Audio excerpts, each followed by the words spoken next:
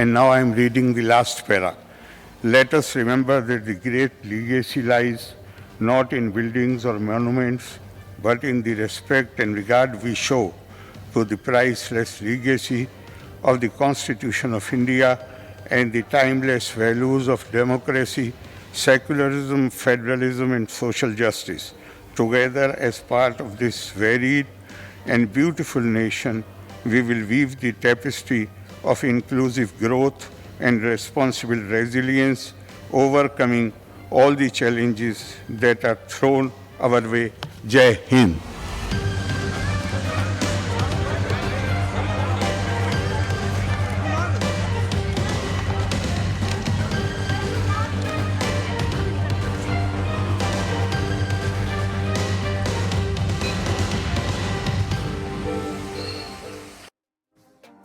ഒരു മിനിറ്റും 17 സെക്കൻഡും മാത്രമുള്ള രാജ്യത്തെ തന്നെ ഏറ്റവും ദൈർഘ്യം കുറഞ്ഞ നയപ്രഖ്യാപന പ്രസംഗത്തിലൂടെ അത്യന്തം നാടകീയവും അസാധാരണവുമായ നടപടിക്ക് തുടക്കമിട്ടിരിക്കുന്നു ഗവർണർ ആരിഫ് മുഹമ്മദ് ഖാൻ. സർക്കാരും ഗവർണറും തമ്മിൽ കുറേ നാളുകളായി നടക്കുന്ന രാഷ്ട്രീയ നാടകത്തിൻ്റെ പരിതാപകരമായ അന്ത്യമാണ് ഇന്ന് നിയമസഭയിൽ നടന്നത്. ആറ്റിക്കുറുക്കിയ അന്തസത്ത അവസാനത്തെ പാരഗ്രാഫിനകത്ത് ഭംഗിയായി തന്നെ ഉണ്ട്. ഞങ്ങളുടെ ഗവൺമെന്റിന്റെ കാഴ്ചപ്പാട് എന്താണ്, ഭരണഘടനയുടെ അടിസ്ഥാനത്തില ഫെഡറലിസം, ആ ഫെഡറലിസത്തിലെല്ലാം ഈ കാഴ്ചപ്പാടുകളെല്ലാം വരും. അത് അദ്ദേഹം എനിക്ക് തോന്നുന്നു വായിച്ച് മനസ്സിലാക്കി തന്നെ നന്നായി അത് വായിക്കുകയും ചെയ്തിട്ടുണ്ട്. എന്റെ സർക്കാർ എന്ന് പോലും പറയാൻ വിസമ്മതം പ്രകടിപ്പിച്ച ഒന്നായിട്ട് പോലും ഗവർണറുടെ പ്രസംഗത്തെ അംഗീകരിച്ച സർക്കാരിന്റെയും ഇടതുമുന്നണിയുടെയും നിലപാടാണ് ഒരുപക്ഷെ മലയാളികളെ ഏറെ അമ്പരിപ്പിച്ചത്. സ്വീകരണം മുതൽ നിയമസഭയിലെ ഓരോ സൂക്ഷ്മ ചലനത്തിൽ പോലും സർക്കാരിനോടും മുഖ്യമന്ത്രിയോടുമുള്ള അനിഷ്ടം പ്രകടമാക്കിയിട്ടും ഒന്നും സംഭവിച്ചില്ല എന്ന മട്ടിലുള്ള സർക്കാരിന്റെ പെരുമാറ്റത്തിൽ മറ്റൊരു ഒത്തുതീർപ്പ് ധാരണ വായിച്ചെടുക്കുകയാണ് പ്രതിപക്ഷം. നിയമസഭ ഇന്ന് സാക്ഷ്യം വഹിച്ചത് ആരുടെയൊക്കെ അടവ് നയങ്ങൾക്ക്. എൻകൗണ്ടർ പരിശോധിക്കുന്നു. പ്രേക്ഷകർക്ക് സ്വാഗതം.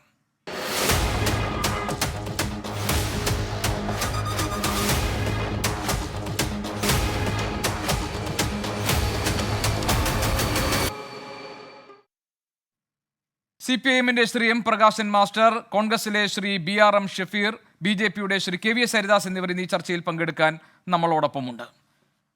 ശ്രീ എം പ്രകാശൻ മാസ്റ്റർ, നമ്മൾ കഴിഞ്ഞ കുറേ നാളുകളായി കണ്ടുകൊണ്ടിരിക്കുന്നത് സർക്കാരും ഗവർണറും തമ്മിലുള്ള ഏറ്റുമുട്ടലും അത് ഒരു തെരുവിലുള്ള പരസ്യ പോരിലേക്ക് മാറുന്നതുമൊക്കെയാണ്.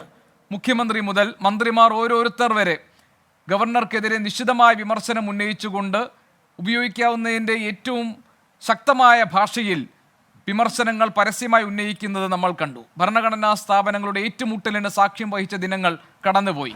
എന്നിട്ടും ഗവർണർ അവതരിപ്പിച്ച അദ്ദേഹത്തിൻ്റെ നയപ്രഖ്യാപന പ്രസംഗത്തിൽ ഒരിടത്തും ഗവർണർക്കെതിരായിട്ടുള്ള ഏതെങ്കിലും തരത്തിലുള്ള വിമർശനം സർക്കാർ ഉൾക്കൊള്ളിച്ചിട്ടില്ല.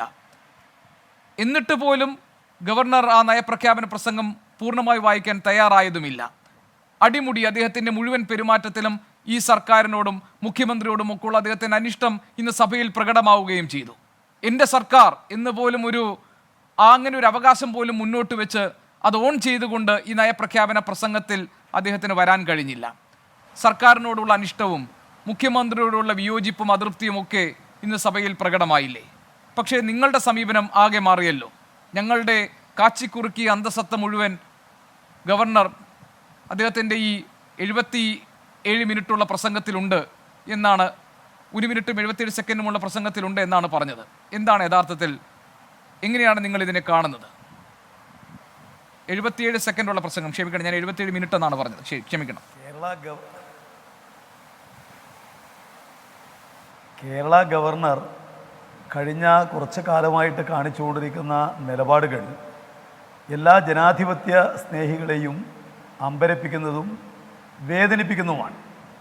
ഒരു സംസ്ഥാനത്തിൻ്റെ ഔപചാരിക ഭരണ തലവനാണ് ഗവർണർ. തൻ്റെ ആ പദവി ഒരിക്കലും ഓർമ്മിക്കാതെ എന്താണ് കേരളത്തിലെ ഗവർണർ ചെയ്തുകൊണ്ടിരിക്കുന്നത് എന്നുള്ളത് നമ്മളെല്ലാം കാണുകയാണ്. എന്നാൽ ഇന്നിപ്പോൾ ഉണ്ടായിരിക്കുന്ന സംഭവം ഗവർണറുടെ അത്തരമൊരു നടപടിയുടെ പൂർണ്ണമായ ഭാഗമാണ് എന്ന് പറഞ്ഞാൽ അത് ശരിയാവില്ല. സാധാരണഗതിയിൽ പല നിയമസഭകളിലും ഗവർണർ ആദ്യത്തെയും അവസാനത്തെയും മാത്രം വാചകങ്ങൾ വായിക്കുന്ന നിലയുണ്ടായിട്ടുണ്ട്. അത് വായിച്ചാൽ അതാകെ സഭയുടെ മേശപ്പുറത്ത് വെച്ചു എന്നാണ് അതിൻ്റെ അടിസ്ഥാനം. ഇപ്പോൾ കേരളത്തിൽ തന്നെ നേരത്തെ ജ്യോതി വെങ്കടചലം ഗവർണറായ സമയത്ത് മിനിറ്റുകൾ മാത്രം വെച്ചുകൊണ്ട് അവർ അവരുടെ പ്രസംഗം അവസാനിപ്പിച്ചത് നമുക്ക് കാണാൻ വേണ്ടി കഴിയും. അല്ല, അത് പ്രതിപക്ഷ ബഹളത്തെ തുടർന്നാണ് അങ്ങനെ സംഭവിച്ചത്. 6 മിനിറ്റ് എന്നുള്ളത് എന്തോ കാരണമാവട്ടെ, നിങ്ങൾ ഒഫീഷ്യലായിട്ട് ഗവർണർ ആദ്യത്തെയും അവസാനത്തെയും ഭാഗം വായിച്ചാൽ അത് മുഴുവൻ പ്രസന്റ് ചെയ്തതായിട്ടാണ് കണക്കാക്കുക. അതുകൊണ്ട് അതൊരു അന്യായമായ കാര്യമാണ് എന്നും പറയാൻ കഴിയില്ല. പക്ഷേ കേരളത്തിലെ ഗവർണർ കാണിച്ചുകൊണ്ടിരിക്കുന്ന ഒരുപാട് അന്യായങ്ങൾ നമുക്കെല്ലാം ബോധ്യമുള്ളതാണ്. അത് വളരെ പ്രകടമായിട്ട് ഒരു ജനാധിപത്യ രാജ്യത്തിൽ സംസ്ഥാനത്തിൻ്റെ ഔപചാരിക ഭരണ തലവൻ തൻ്റെ ഗവൺമെൻറ്റിനോടോ അതിൻ്റെ തലവനോടോ മന്ത്രിമാരോടോ കാണിക്കാൻ പാടില്ലാത്ത തികച്ചും ജനാധിപത്യ വിരുദ്ധമായിട്ട് നടപടികൾ അദ്ദേഹം സ്വീകരിക്കുന്നു എന്നുള്ളത് നമ്മൾ സാർവത്രികമായിട്ട് കാണുകയാണ്. ഇത് ഒറ്റപ്പെട്ട പ്രകാശ് മാസ്റ്റർ, ഞാൻ ചോദിക്കുന്നത് കേന്ദ്ര സർക്കാരിന്റെ സർക്കാരിനോടുള്ള സംസ്ഥാന സർക്കാരുകളോടുള്ള സമീപനത്തിൽ കാര്യമായ വിയോജിപ്പും എതിർപ്പും ഒക്കെ നിങ്ങളുണ്ട്. അതുകൊണ്ടാണ് ഈ സഹകരണ ഫെഡറലിസം എന്ന വിഷയം ഈ നയപ്രഖ്യാപനത്തിന്റെ ഭാഗമായത്. പക്ഷേ ഭരണഘടനാ സ്ഥാപനമായ ഗവർണർ തന്നെ ഈ സർക്കാരുമായി ഏറ്റുമുട്ടുന്ന പ്രകടമായ പല സന്ദർഭങ്ങളും ഉണ്ടായി. തെരുവിൽ അത് പരസ്യമായ ഏറ്റുമുട്ടലിലേക്ക് നയിക്കപ്പെട്ട സാഹചര്യങ്ങളുണ്ടായി. ഒന്നും ഉണ്ടായില്ലല്ലോ നയപ്രഖ്യാപന പ്രസംഗത്തിൽ. അങ്ങനെ ഗവർണർ വിമർശിക്കുന്ന ഒരു വരി പോലും. എന്തുപറ്റി? സർക്കാർ അതൊക്കെ ക്ഷമിച്ചോ? അല്ല, ഈ നയപ്രഖ്യാപന പ്രസംഗം എന്ന് പറഞ്ഞാൽ ആരോടെല്ലാമാണ് ഏറ്റുമുട്ടുന്നത് എന്ന് പ്രഖ്യാപിക്കുന്ന രേഖയാണോ? അല്ലല്ലോ. നയപ്രഖ്യാപന പ്രസംഗം എന്ന് പറഞ്ഞാൽ നേരത്തെ ഗവൺമെൻറ് ചെയ്ത വാഗ്ദാനങ്ങൾ എത്രമാത്രം നടപ്പിലാക്കപ്പെട്ടു, ഗവൺമെൻറ്റിൻ്റെ പോളിസി എന്താണ്, വരുന്നൊരു വർഷത്തിനുള്ളിൽ ഈ ഗവൺമെൻറ് നടപ്പിലാക്കാൻ പോകുന്ന കാര്യം എന്താണ്, അതിൽ ഗവർണറെ അടിച്ചു വായിക്കും, ഗവർണറെ എതിർക്കും എന്ന് പറയേണ്ട. ഞാൻ അങ്ങനെയല്ല ഉദ്ദേശിച്ചത്. സർവകലാശാല ഭരണത്തിൽ വരെ ഗവർണർ കൈകടത്തുന്നത് അദ്ദേഹത്തിന്റെ അധികാര ദുർവിനിയോഗമാണ് എന്ന് നവകേരള സദസ്സിൽ നിരന്തരം ഈ പ്രസംഗത്തിൽ ഉൾപ്പെടുത്തിയിരുന്ന വിഷയമാണ്. സർവകലാശാലകളുടെ ഭരണം സംബന്ധിച്ച കാര്യങ്ങളിൽ ഗവർണർ നടത്തുന്ന ഇടപെടലുകൾ ഈ സർക്കാർ അംഗീകരിക്കുന്നില്ലല്ലോ. നയപ്രഖ്യാപനത്തിന്റെ ഭാഗമായി നിങ്ങൾക്ക് വേണമെങ്കിൽ അത് ചേർക്കാമായിരുന്നല്ലോ. ഇപ്പോൾ കേന്ദ്ര സർക്കാരുകൾ സംസ്ഥാന സർക്കാരുകളോട് കാണിക്കുന്ന അവഗണനയെക്കുറിച്ച് ഈ നയപ്രഖ്യാപനത്തിൽ പറയുന്നുണ്ട്. എന്തുകൊണ്ട് ഗവർണർ ഈ അമിതാധികാര പ്രയോഗം നടത്തുന്നു എന്ന വിമർശനം നിങ്ങൾക്കുണ്ടെങ്കിൽ നയപ്രഖ്യാപനത്തിൽ ഉൾപ്പെടുത്തിക്കൂടാ? അല്ലാതെ എന്താണ് ഉൾപ്പെടുത്തേണ്ടത് എന്ന് തീരുമാനിക്കേണ്ടത് കേരള ഗവൺമെൻറ്റാണ്. ക്യാബിനറ്റ് അംഗീകരിച്ച രേഖയാണ് ഇദ്ദേഹം ഇവിടെ വായിക്കുന്നത്. ഇവിടെ കേരളത്തിലെ ഗവൺമെൻറ്റിൻ്റെ എന്തോ ഒരു നയമാണ് ഗവർണറോട് ഏറ്റുമുട്ടുക എന്നാണല്ലോ നിങ്ങൾ പറയുന്നത് കേട്ടാൽ തോന്നുക. ഞങ്ങൾക്ക് ഗവർണറോട് ഏറ്റുമുട്ടണമെന്ന് യാതൊരു ആഗ്രഹവുമില്ല. അദ്ദേഹം ഔപചാരിക ഭരണത്തലവൻ എന്നുള്ള നിലക്കുള്ള എല്ലാ റെസ്പെക്റ്റും അദ്ദേഹത്തിന് കൊടുക്കണമെന്നാണ് ഞങ്ങൾ ആഗ്രഹിക്കുന്നത്. പക്ഷേ അദ്ദേഹത്തിൻ്റെ നിലപാടുകൾ കേന്ദ്ര ഗവൺമെൻറ് ഗവർണർമാരെ കൊണ്ട് ചെയ്യിക്കുന്ന കാര്യങ്ങളുടെ ഭാഗമാണ്.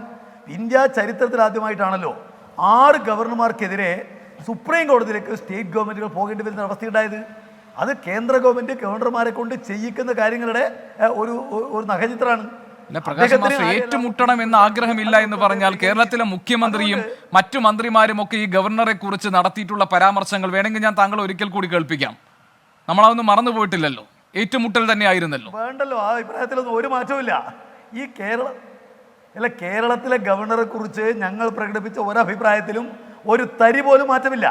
പക്ഷെ അതെല്ലാം നയപ്രഖ്യാപന പ്രസംഗത്തിൽ വിളിച്ചു പറയണം, ഗവർണറെ ഞങ്ങൾ വിടില്ല എന്ന് പറയണമെന്ന് പറഞ്ഞാൽ അത് വിചിത്രമായിട്ടുള്ള വാദമാണ്. ഇത് ഗവൺമെൻറ്റിൻ്റെ നയപ്രഖ്യാപനമാണ്. അത് വായിക്കാൻ ഔപചാരികമായിട്ട് ഭരണഘടനാപരമായിട്ട് നിയോഗിക്കപ്പെട്ടത് ഗവർണറാണ്. അതുകൊണ്ട് അദ്ദേഹത്തെ പറ്റിയുള്ള അഭിപ്രായങ്ങളെല്ലാം അതിനകത്ത് പറയണം എന്ന് പറഞ്ഞാൽ എന്താ സാങ്കത്യമുള്ളത്? അപ്പൊ ഈ നയപ്രഖ്യാപന പ്രസംഗത്തിലെ അവസാന പാരഗ്രാഫ് മാത്രം വായിക്കുകയും പൂച്ചെണ്ട് നൽകി സ്വീകരിക്കുമ്പോൾ മുഖ്യമന്ത്രിയുടെ മുഖത്ത് പോലും നോക്കാതെ എല്ലാ അദ്ദേഹത്തിന്റെ പെരുമാറ്റ രീതികളിലും ഈ സർക്കാരിനോടും ഇപ്പൊ എന്റെ സർക്കാർ എന്ന് പോലും ഓൺ ചെയ്യാതെ ഗവർണർ നടത്തിയ നയപ്രഖ്യാപന പ്രസംഗം സാങ്കേതികാർത്ഥത്തിൽ അത് പൂർണ്ണമാണെന്ന് പറയുമ്പോഴും അതിനകത്ത് ഉൾച്ചേർന്നിട്ടുള്ള ചില കാര്യങ്ങളുണ്ടല്ലോ. അപ്പൊ നിങ്ങൾ പറഞ്ഞത് ഗവർണർ സമ്പൂർണ്ണ സംതൃപ്തിയോടുകൂടി ഇത് അവതരിപ്പിച്ചു എന്നാണോ? അല്ല, ഗവർണർ ഇപ്പം ഞാൻ ചോദിക്കട്ടെ, 2 വെറുപ്പുള്ള ആളുകളെ പോലെ പരസ്പരം പെരുമാറേണ്ട ആളുകളല്ലല്ലോ ഗവർണറും അതുപോലെ തന്നെ മുഖ്യമന്ത്രിയും. എന്നാൽ അദ്ദേഹം ആ ഒരു നിലപാട് സ്വീകരിക്കുന്നത് എന്ത് ചെയ്യാൻ വേണ്ടി കഴിയും? ഇവിടെ പൂച്ചണ്ട് കൊടുക്കുന്ന ആളെ നോക്കാതിരിക്കുന്ന ഗവർണറെ സംബന്ധിച്ച് സാമാന്യ ജനങ്ങളല്ലേ പറയേണ്ടത്. അതുപോലെ അതിന് ഉത്തരം കണ്ടെത്തുന്നത് അദ്ദേഹത്തെ നിയമിച്ച BJP ഗവൺമെൻറ് അല്ലേ, കേന്ദ്ര ഗവൺമെൻറ് അല്ലേ ഇങ്ങനെ ഒരാളെ ഒരു സംസ്ഥാനത്തിന് ഗവർണറായിട്ട് അയച്ചതിൻ്റെ ഒരു തെറ്റ് അവരല്ലേ ഉൾക്കൊള്ളേണ്ടത്. അതുകൊണ്ട് ഈ ഗവൺമെൻറ് ചെയ്യാനാണ് ഇവിടെ മുഖ്യമന്ത്രിയുടെ മുഖത്ത് അദ്ദേഹം നോക്കുന്നില്ല. നിങ്ങൾ നിർബന്ധമായി നോക്കിയേ തീരൂ എന്ന് പറയാൻ വേണ്ടിയിട്ട് സ്റ്റേറ്റ് ഗവൺമെൻറ് അധികാരമുണ്ടോ? അപ്പോൾ ഈ നയപ്രഖ്യാപന പ്രസംഗം എന്ന് പറയുന്നത് ഗവർണറോടുള്ള സംസ്ഥാന ഗവൺമെൻറ്റിൻ്റെ നിലപാട് പ്രഖ്യാപിക്കാനുള്ള ഒരു വേദിയല്ല. ഏത് വേദിയെ നോക്കിയിട്ടാണല്ലോ ഈ കാര്യങ്ങൾ സംസാരിക്കേണ്ടത്. ഇപ്പോൾ തീർച്ചയായിട്ടും കേന്ദ്രവിരുദ്ധ സമരത്തിൻ്റെ സമയത്ത് ഇതിലും പറഞ്ഞിട്ടുണ്ട്, കേന്ദ്ര ഗവൺമെൻറ് സ്റ്റേറ്റുകളെടുക്കുന്ന നിലപാട് കേരളത്തെ എങ്ങനെ ബാധിക്കുന്നു. നയപ്രഖ്യാപന പ്രസംഗത്തിനകത്ത് പറഞ്ഞിട്ടുണ്ട്. എന്നാൽ ആകെ കേന്ദ്ര ഗവൺമെൻറ്റിനെ ആകെ അടച്ചാക്ഷേപിക്കുക, ആ നിലപാട് സ്വീകരിച്ചിട്ടില്ല.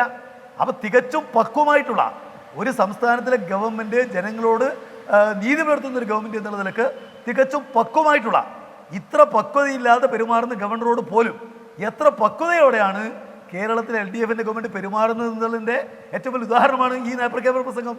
കാര്യങ്ങൾ പറയേണ്ടതെല്ലാം പറഞ്ഞിട്ടുള്ള ഗവൺമെൻറ് ചെയ്ത കാര്യങ്ങൾ, ഗവൺമെൻറ് ബുദ്ധിമുട്ടിക്കുന്ന കേന്ദ്ര ഗവൺമെൻറ് നയം, അതുപോലെ ഇനി ചെയ്യാൻ ഉദ്ദേശിക്കുന്ന കാര്യങ്ങൾ അവയെല്ലാം പറഞ്ഞു വെച്ചിട്ടുണ്ട്. അല്ല, പക്വതയോടെ ആയിരുന്നു.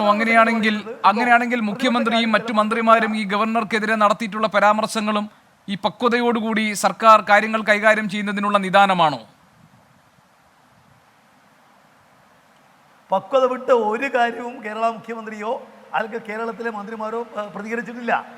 അങ്ങേയറ്റം ആത്മസമയം പാലിച്ചുകൊണ്ട് തികച്ചും ഈ പറയുന്ന പോലെ ഒരു സംസ്ഥാന ഗവൺമെന്റിനെ തികഞ്ഞ ശത്രുവായി കാണുന്ന ഒരു ഗവർണർ, അങ്ങനെ ഒരു ഗവർണർ ഉണ്ടാകാൻ പാടില്ലല്ലോ. അദ്ദേഹം സംസ്ഥാന ഗവൺമെന്റ് ഔപചാരിക ഭരണ തലവനാണല്ലോ. ശരി പ്രകാശ് മാസ്റ്റർ, ഞാൻ തിരിച്ചു വരാം.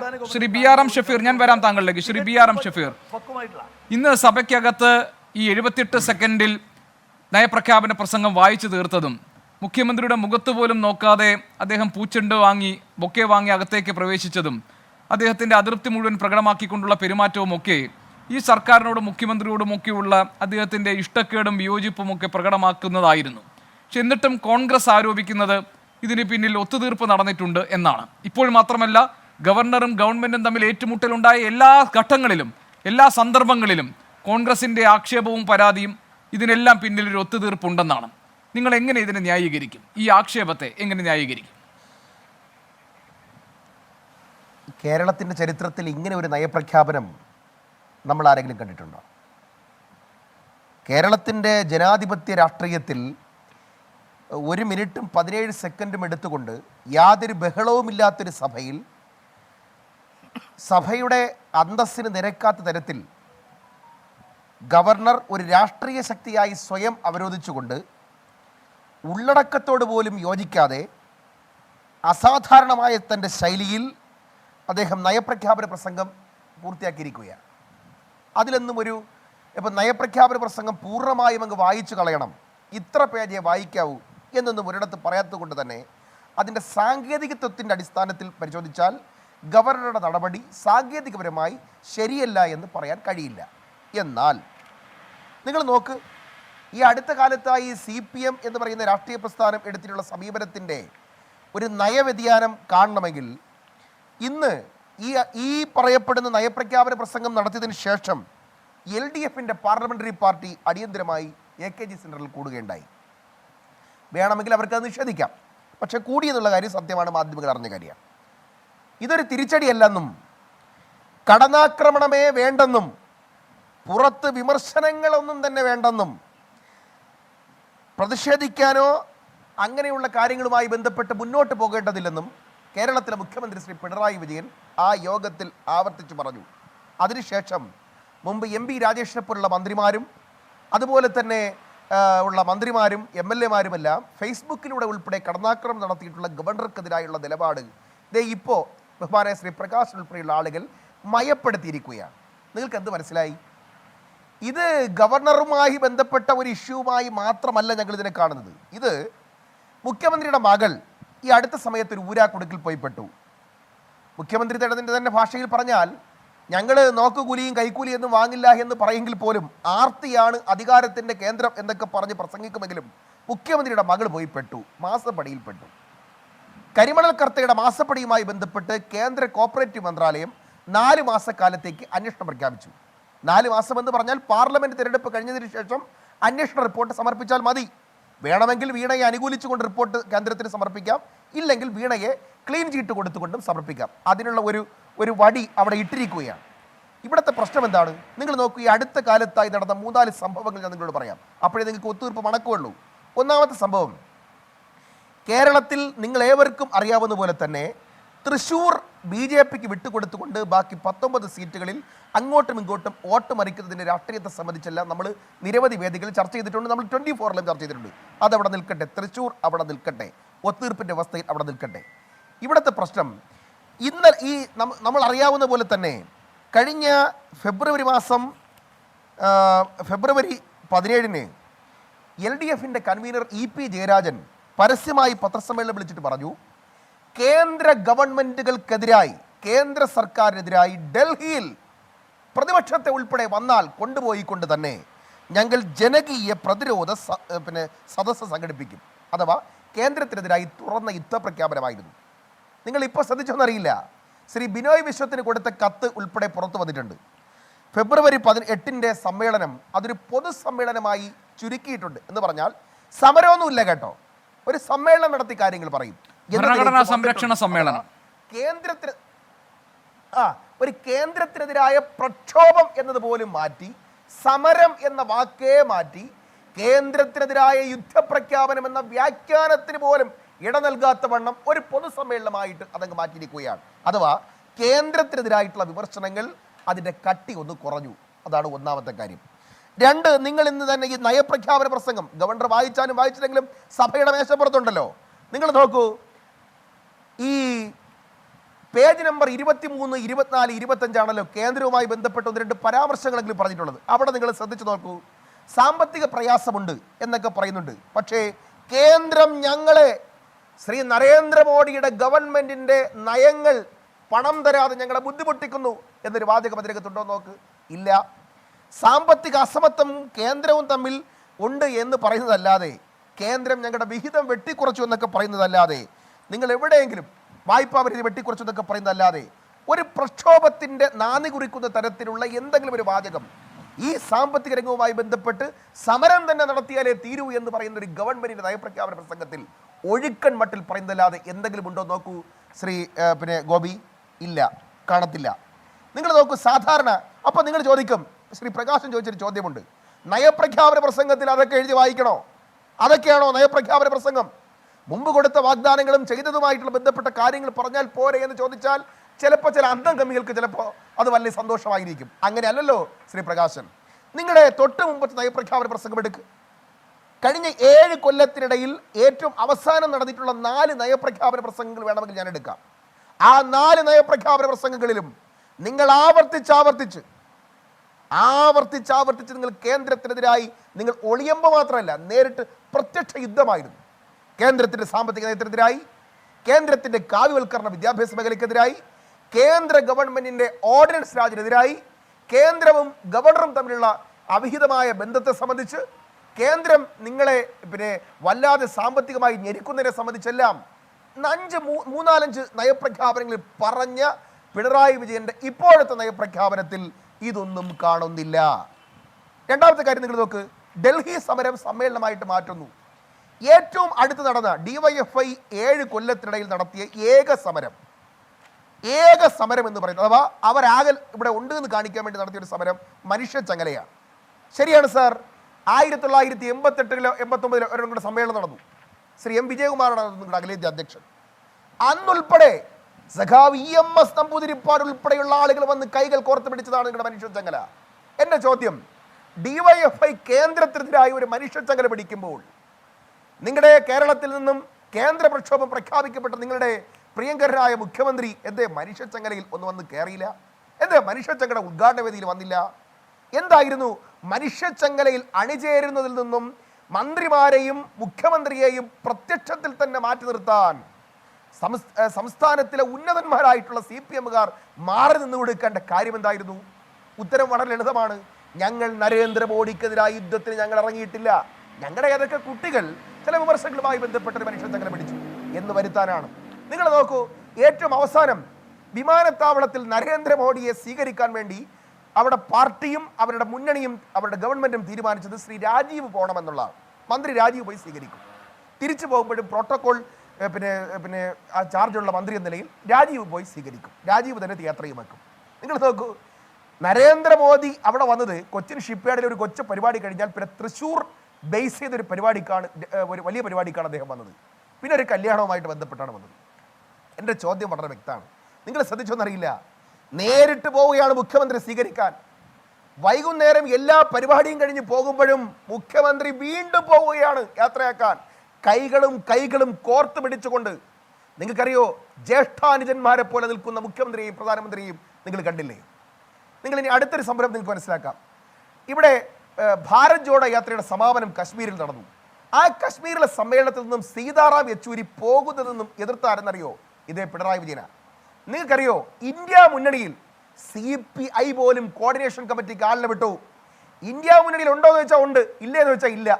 ഇന്ത്യ മുന്നണിയിലെ കോർഡിനേഷൻ കമ്മിറ്റിയിലേക്ക് ഒരു മെമ്പറെ പോലും അയക്കാതെ സീതാറാം യെച്ചൂരിയെ തടഞ്ഞതിന്റെ പുറകിലും പിണറായി വിജയന്റെ RSS അജണ്ടയാണ്. ഇവിടെ വളരെ വ്യക്തമാണ്, നിങ്ങൾ എഴുതി വെച്ചോളൂ. തൃശ്ശൂരിൽ ജയിപ്പിച്ചു കൊടുത്തിട്ടായാലും ശരി തന്നെ, ഞങ്ങൾക്കൊരു 10-12 MP മാരുണ്ടാവണം. കോൺഗ്രസിന്റെ കൈപ്പത്തിൽ ജയിക്കുന്ന MP മാരുടെ എണ്ണം കുറയണം. ഗവർണർ എന്തോ പറഞ്ഞോട്ടെ, ഞങ്ങൾ കേന്ദ്രത്തിനെതിരെ യുദ്ധത്തിനില്ല. ആരെങ്കിലും യുദ്ധത്തിന് ഇറങ്ങിയാലോ ഞങ്ങൾ നേരിട്ട് വരില്ല, അഥവാ DYFI ഇറങ്ങിയാലും ഞങ്ങളില്ല. ഇതൊരു അടവ് നയമാണ്.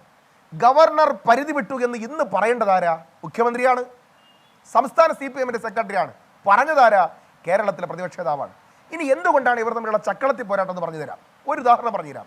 ഞങ്ങൾ ഈ ഗവർണർക്കെതിരായി ഈ പറയപ്പെടുന്ന പ്രകാശന്റെ പാർട്ടി ഭരിക്കുന്ന സന്ദർഭത്തിൽ ഞങ്ങൾ ഈ ഗവർണറുടെ ചില നയങ്ങൾക്കെതിരായി ഞങ്ങൾ പ്രമേയം കൊണ്ടുവന്നു. പ്രതിപക്ഷ നേതാവ് ശ്രീ രമേശ് ചെന്നിത്തല.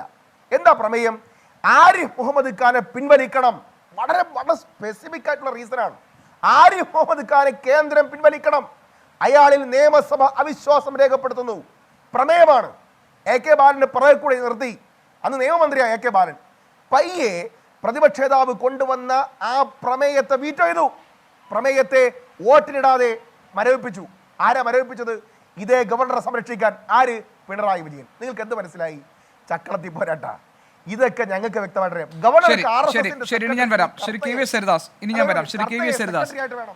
ഇന്നിപ്പോൾ ഗവർണറുടെ നയപ്രഖ്യാപന പ്രസംഗം അവസാനത്തെ ഒരു ഖണ്ഡിക മാത്രം വായിക്കുന്ന 77 സെക്കൻഡുള്ള ഒരു കാര്യം, ഒരു നടപടി മാത്രമായി മാറിയത് സംസ്ഥാന സർക്കാരിനേറ്റ കനത്ത തിരിച്ചടിയാണെന്നാണ് BJPയുടെ സംസ്ഥാന അധ്യക്ഷൻ പ്രതികരിച്ചത്. പ്രതിപക്ഷമാകട്ടെ, കേരളത്തിലെ പ്രതിപക്ഷമാകട്ടെ, ഇത് നിയമസഭയോടും ഭരണഘടനയോടുമൊക്കെ അനാദരവ് കാട്ടിക്കൊണ്ടുള്ള ഗവർണറുടെ നടപടിയാണെന്ന് വ്യാഖ്യാനിച്ചു. സർക്കാരിന് ഈ കാര്യത്തിൽ ഒരു പരാതിയുമില്ല. പക്ഷേ ഇത് ഗവൺമെൻറ്റിനേറ്റ തിരിച്ചടിയാണെന്ന് BJP പറയുമ്പോൾ തന്നെയാണ് ഇത് സർക്കാരും ഗവർണറും തമ്മിൽ BJPയുടെ കേന്ദ്ര നേതൃത്വത്തിൻ്റെ ഇടപെടലോട് നടന്നിട്ടുള്ള ഒത്തുതീർപ്പാണ് എന്ന ഗുരുതരമായ ഒരു രാഷ്ട്രീയ ആക്ഷേപം പ്രതിപക്ഷം മുന്നോട്ട് വയ്ക്കുന്നത്. അതിന് അങ്ങനെ ഒരു ആക്ഷേപം യുക്തിപരമായി അവതരിപ്പിക്കാൻ വേണ്ടി ശ്രമിക്കുകയായിരുന്നു BRM ഷിഫർ. കാരണം അതിൽ അദ്ദേഹം പറഞ്ഞ ഒരുപിടി കാര്യങ്ങൾ, ഈ കഴിഞ്ഞിട്ടുള്ള സീരിയസ് ആയിട്ടുള്ള കാര്യങ്ങളൊക്കെ ഇപ്പോൾ ഏറ്റവും ഒടുവിൽ മുഖ്യമന്ത്രിയുടെ മകൾക്കെതിരെയായിട്ടുള്ള എൻഫോഴ്സ്മെൻറ്റ് ഡയറക്ടറേറ്റ് അന്വേഷണം വരെയുള്ള കാര്യങ്ങളിൽ അതിൻ്റെ നിഴൽപ്പാടുകളുണ്ട് എന്നാണ് ആക്ഷേപം. BJPക്ക് ഇത് രണ്ടിനും പ്രതിരോധം തീർക്കേണ്ട അവസ്ഥയാണല്ലോ. അല്ല ഗോപി, ഞാൻ പ്രകാശ് മാഷും എൻ്റെ സുഹൃത്ത് ഷഫീറും പറയുന്നത് ശ്രദ്ധിക്കുകയായിരുന്നു. ഒരു കാര്യം ആദ്യമേ പറയട്ടെ. ഇത്തരത്തിൽ 77 സെക്കൻഡിൻ്റെ പ്രസംഗം നടത്തി അവിടെ നിന്ന് ഇറങ്ങിപ്പോകണമെന്ന് സാധാരണ നിലയ്ക്ക് ഒരു ഗവർണറും ആഗ്രഹിച്ചിട്ടുണ്ടാവില്ല. പക്ഷെ ദൗർഭാഗ്യവശാൽ ആ എഴുതി വച്ചിട്ടുള്ള നയപ്രഖ്യാപന പ്രസംഗം എന്ന് പറയുന്ന രേഖ മുഴുവൻ വായിക്കുന്നത് അബദ്ധജടിലമാണ് എന്ന് മിക്കവാറും ഗവർണർ ചിന്തിച്ചിട്ടുണ്ടാകും എന്നാണ് എന്നെ പോലുള്ളവർ കരുതുന്നത്. വസ്തുതാവിരുദ്ധമായ, യാഥാർത്ഥ്യവുമായി യോജിക്കാത്ത, ജനങ്ങളെ തെറ്റിദ്ധരിപ്പിക്കാൻ വേണ്ടി മാത്രം നടത്തുന്ന CPM നടത്തുന്ന രാഷ്ട്രീയ പ്രസംഗങ്ങളുടെ ഭാഗമായിട്ടുള്ള കുറേ കണ്ടന്റ്, അത് മുഴുവൻ ഗവർണർ അവിടെ നിന്ന് വായിക്കണമെന്ന് CPM ആഗ്രഹിച്ചിട്ടുണ്ടാവും. സ്വാഭാവികമാണ്. ഗവർണർ എൻ്റെ സർക്കാർ എന്ന് ആവർത്തിച്ചുകൊണ്ട് അവിടെ പ്രസംഗിച്ചാൽ അത് തങ്ങൾക്ക് നേട്ടമാകും എന്ന് ഒരു പക്ഷേ CPM-ഉം സർക്കാരും ചിന്തിച്ചിട്ടുണ്ടാവും. അത്തരം ഒരു അബദ്ധത്തിൽ ചെന്ന് ചാടേണ്ടതില്ല എന്ന് ഗവർണർ ആലോചിച്ചിരിക്കും എന്നാണ് ഞാനൊക്കെ മനസ്സിലാക്കുന്നത്. അതായത് ഇതിന്റെ ഈ നയപ്രഖ്യാപന പ്രസംഗത്തിന്റെ കരട് ഗവർണർ രാജ്ഭവനിലേക്ക് കൊടുക്കുമ്പോൾ അദ്ദേഹത്തിന് തിരുത്തലുകൾ നിർദ്ദേശിക്കാം. അദ്ദേഹത്തിന് അതിൽ സമ്മതം നൽകി ഒപ്പിട്ട് നൽകുന്നതിന് മുൻപേ അദ്ദേഹത്തിന് വിയോജിപ്പുകളുള്ള ഭാഗമുണ്ടെങ്കിൽ അദ്ദേഹത്തിന് സർക്കാരിനോട് തിരുത്തലുകൾ നിർദ്ദേശിക്കാം. അങ്ങനെയൊന്നും ഈ ഗവർണർ ചെയ്തിട്ടില്ലല്ലോ. അങ്ങനത്തെ ഒരു സാധ്യത നിലനിൽക്കുമ്പോൾ തന്നെ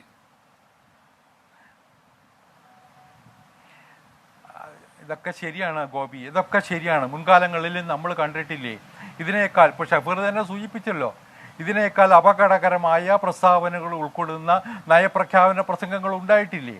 അത് കേരളത്തിൽ മാത്രമല്ല, നരേന്ദ്രമോദി ഗവൺമെൻറ് വന്നതിന് ശേഷം ഈ പ്രതിപക്ഷം ഭരിക്കുന്ന സംസ്ഥാനങ്ങളിലൊക്കെ ഇത്തരത്തിലുള്ള നീക്കങ്ങൾ നടന്നിട്ടുണ്ട്. ഇവിടെ ഗവർണർ ഏതായാലും ഒരു കാര്യം തീരുമാനിച്ചു, ഇതിൽ അവസാനത്തെ ഒരു ഖണ്ഡിക മാത്രം പ്രസംഗിച്ചാൽ മതി.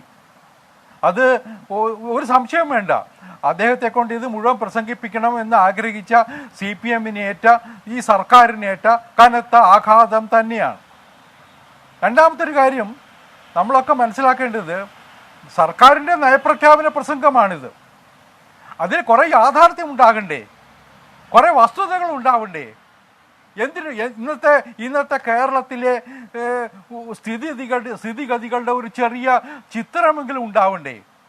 സാമ്പത്തികമായിട്ട് കെടുകാര്യസ്ഥതയിൽപ്പെട്ട് എന്താ പറയുക, ഖജനാവ് കാലിയായിട്ടുള്ള ഒരു ദുരവസ്ഥ ഒരു ഭാഗത്ത്, ആ സ്കൂളുകളിൽ ഉച്ചക്കഞ്ഞി പോലും അടങ്ങുന്ന മറ്റൊരു ദുരവസ്ഥ, ആശുപത്രികളിൽ മരുന്ന് കിട്ടാത്ത അവസ്ഥ സർക്കാർ ആശുപത്രികളിൽ, അതുപോലെ എന്തെല്ലാം നമ്മുടെ പൊതുമരാമത്ത് രംഗത്ത് ഒരു സാധാരണക്കാരന് യാത്ര ചെയ്യുന്ന ഒരു റോഡിൻ്റെ റിപ്പയർ നടന്നിട്ട് കാലം കുറയായില്ലേ?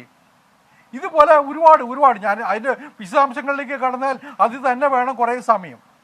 അങ്ങനെ ഒരു ദുരന്ത ഭൂമിയായിട്ട് കേരളം മാറിയിട്ടിരിക്കുന്ന സ്ഥിതിയിൽ ഞാൻ ചോദിക്കുന്നത്, ഈ നയപ്രഖ്യാപന പ്രസംഗത്തിലേക്ക് ഗവർണർ വരുന്നതിന് മുൻപേ ഗവർണറും ഗവൺമെന്റും തമ്മിലുള്ള ബന്ധം എത്രത്തോളം വഷളായിരുന്നുവെന്ന് നമ്മൾ കണ്ടതാണല്ലോ.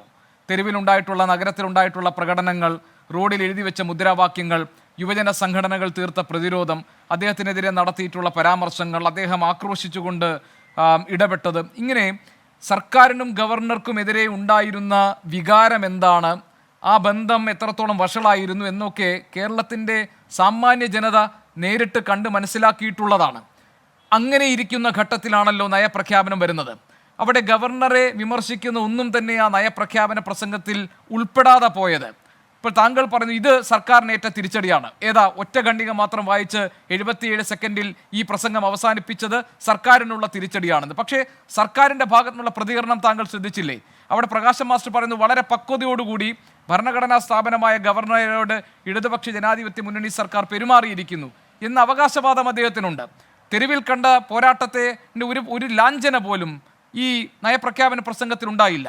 അത് BJP-യോട് ഏതെങ്കിലും തരത്തിൽ ഈ സർക്കാർ സന്ധി ചെയ്തു എന്തിൻ്റെ ലക്ഷണമാണെന്ന് താങ്കൾ കരുതുന്നുണ്ടോ? കാരണം അതാണല്ലോ പ്രതിപക്ഷത്തിൻ്റെ പ്രധാനപ്പെട്ട ആരോപണം. അല്ലെങ്കിൽ ഇങ്ങനെയല്ലല്ലോ ഒരു നയപ്രഖ്യാപന പ്രസംഗം വേണ്ടത്. അല്ല ഗോപി, CPM പല സമയത്തും പല അടവ് നയങ്ങളും എടുത്തിട്ടുണ്ട്.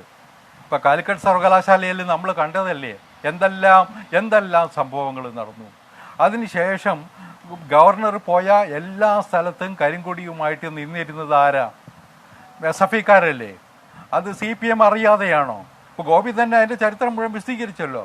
ഇതൊക്കെ CPM അറിയാതെയാണോ?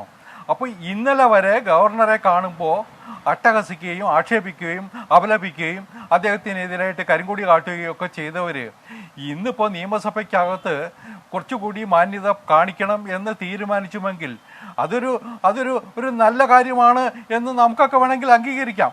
പക്ഷേ അത് ഈ വസ്തുതകളോട് യോജിക്കുന്നതാണോ? അത് CPM-ൻ്റെ സാധാരണ ഈ അടവ് നയത്തിൻ്റെ ഭാഗമാണോ? ഇതൊന്നും ഞങ്ങൾക്കറിയില്ല. പിന്നെ ഷഫീർ പറഞ്ഞ പോലെ തൃശ്ശൂരെ സീറ്റിന് വേണ്ടിയുള്ള സന്ധി. എൻ്റെ ഷഫീറെ, ഒരു കാര്യം നമുക്കൊക്കെ അറിയാം, കേരളത്തിലും നിങ്ങളും അവരും CPM-ഉമായിട്ടുള്ള ചങ്ങാത്തത്തെക്കുറിച്ചൊക്കെ പറയേണ്ടി വരുന്നത് ദുഃഖകരമാണ്. ഈ ദേശീയ തലത്തിൽ നിങ്ങൾ ഒറ്റക്കെട്ടല്ലേ? നിങ്ങൾ ത്രിപുരയിലും ബംഗാളിലും കഴിഞ്ഞ തെരഞ്ഞെടുപ്പുകളിൽ ഒന്നിച്ചല്ലേ മത്സരിച്ചേ? കൈകോർത്തുകൊണ്ടല്ലേ മത്സരിച്ചേ? ഈ കളിയേക്കാവള കഴിഞ്ഞാൽ, തിരുവനന്തപുരത്തുകാരനാണല്ലോ ഷഫീർ, കളിയേക്കാവള കഴിഞ്ഞാൽ നിങ്ങളും CPM-ഉം ഒന്നിച്ച് കഴിഞ്ഞ തവണ CPM-കാർ മത്സരിച്ചത് സോണിയാഗാന്ധിയുടെ ഫോട്ടോയും കൂടി വെച്ചിട്ടാണ്. കോൺഗ്രസ്സുകാർ മത്സരിക്കുമ്പോൾ CPM-ൻ്റെ കൊടിയും പിടിച്ചിട്ടുണ്ടാവണം. ഇതല്ലേ തമിഴ്നാട്ടിൽ കണ്ടത്? ഇങ്ങനെ ദേശീയ തലത്തിലും സംസ്ഥാനത്തിലും ഒക്കെ ഒന്നിച്ച് കൈകോർത്ത് നീങ്ങുന്ന രണ്ട് പാർട്ടിയുടെ നേതാക്കന്മാർ കേരളത്തിൽ വന്നിട്ട് BJPയും CPMഉം തമ്മിലാണ് സഖ്യം എന്ന് പറഞ്ഞാൽ ഇതൊന്നും ആരും വിശ്വസിക്കാൻ പോകുന്നില്ല. കേരളത്തിൽ ഞങ്ങൾ ഹരിദാസ് സാർ തിരിച്ച് ഷഫീറും കുറെ കാര്യങ്ങൾ പറഞ്ഞല്ലോ. അതായത് തെരുവിൽ പോരാട്ടം, പക്ഷേ സഭയ്ക്കകത്ത് വളരെ മാന്യമായ പെരുമാറ്റം. ഗവർണർ 77 മിനിറ്റിൽ സെക്കൻഡിൽ പ്രസംഗം അവസാനിപ്പിക്കുമ്പോഴും അത് മതി, ഈ സർക്കാരിൻ്റെ അന്തസത്ത ഉൾക്കൊള്ളുന്ന കാര്യങ്ങളൊക്കെ ഗവർണർ വായിച്ചിട്ടുണ്ട്, അത് മതി എന്ന സർക്കാരിൻ്റെ നിലപാട്. പിന്നെ പ്രധാനമന്ത്രി വരുമ്പോൾ സ്വീകരിക്കാൻ വേണ്ടി മുഖ്യമന്ത്രി ചെന്നത്, മുഖ്യമന്ത്രിയുടെ മകൾക്കെതിരായിട്ടുള്ള അന്വേഷണം സംബന്ധിച്ച കാര്യങ്ങൾ നടക്കുമ്പോൾ മയപ്പെട്ട നിലപാട് സ്വീകരിക്കുന്നു എന്ന് തുടങ്ങി കേന്ദ്ര സർക്കാരിനെതിരായിട്ടുള്ള വലിയ ജനകീയ പ്രതിഷേധ പ്രക്ഷോഭങ്ങൾക്കുമൊക്കെ നേതൃത്വം കൊടുക്കുമെന്ന് പറയുന്നു. പക്ഷേ ഡൽഹിയിലെ ഫെബ്രുവരി 8 നടക്കാൻ പോകുന്നത് ഒരു ഭരണഘടനാ സംരക്ഷണ സമ്മേളനമായി മാറുന്നു.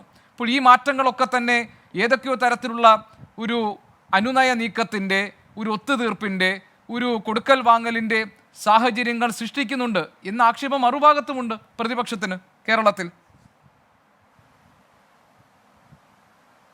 അല്ല ഗോപി ഒരു മിനിറ്റ് ഗോപി, ഞാനൊരു ഒരു കാര്യം പറയാം. ഒരു അഴിമതി കേസിലും ഒരു തട്ടിപ്പ് കേസിലും ഒരു വിട്ടുവീഴ്ചയും നരേന്ദ്രമോദി സർക്കാരിൽ നിന്നുണ്ടാകാൻ പോകുന്നില്ല. അത് നരേന്ദ്രമോദിയുടെ പ്രഖ്യാപിത നിലപാടാണ്. 0 ടോളറൻസ് ടു കറപ്ഷൻ എന്നതാണ് മോഡി ഗവൺമെന്റിന്റെ പ്രഖ്യാപിത നിലപാട്. അതുകൊണ്ട് ഞാൻ ഓരോ കേസിന്റെ വിശദാംശങ്ങളിലേക്കൊന്നും ഞാൻ കടക്കുന്നില്ല. പക്ഷെ ഗവൺമെന്റിന്റെ നിലപാട് അതാത് ഏജൻസികൾക്ക് സ്വതന്ത്രമായിട്ട് അന്വേഷിക്കാം, അവർ നടപടികൾ എടുക്കാം. അതിൽ ഒരു ഗവൺമെന്റോ ഒരു മന്ത്രിയോ ഒരു ഉദ്യോഗസ്ഥനോ ആവശ്യമില്ലാതെ ഇടപെടുന്ന പ്രശ്നമേ ഇല്ല. നിയമത്തിന്റെ വഴിയേ പോകും. അല്ല, പക്ഷേ ഹരിദാസ് സാർ, ഞാൻ ഇടയ്ക്കൊന്ന് ചോദിച്ചോട്ടെ, സ്വർണ്ണക്കടത്ത് കേസ് എവിടെ എത്തി? ലൈഫ് മിഷനുമായി ബന്ധപ്പെട്ട പരാതികളിൽ കേന്ദ്ര ഏജൻസികൾ നടത്തുന്ന അന്വേഷണം എവിടെ എത്തി? ലാവ്ലിൻ കേസ് നിരന്തരം മാറ്റിവെക്കപ്പെടുന്നതിന്റെ പിന്നാമ്പുറത്ത് എന്താണ്?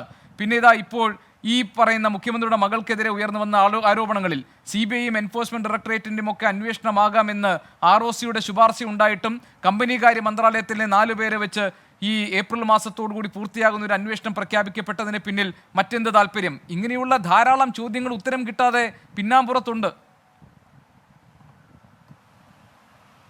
അല്ല ഗോപി, ഓരോ കേസും അന്വേഷിക്കുന്നതിനൊരു സമ്പ്രദായമുണ്ട്, ഒരു രീതിയുണ്ട്. ഇപ്പം നിങ്ങൾ നമ്മുടെ മസാല ബോണ്ട് കേസിൽ ഐസക്കിന് സമൻസ് അയച്ചില്ലേ? എത്ര തവണ ഐസക് ഒളിച്ചു നടന്നു? ഇപ്പോൾ ഹൈക്കോടതിയിൽ ED കൊണ്ടുപോയിട്ട് മുഴുവൻ ചരിത്രം വിശദീകരിക്കേണ്ടി വന്നില്ലേ?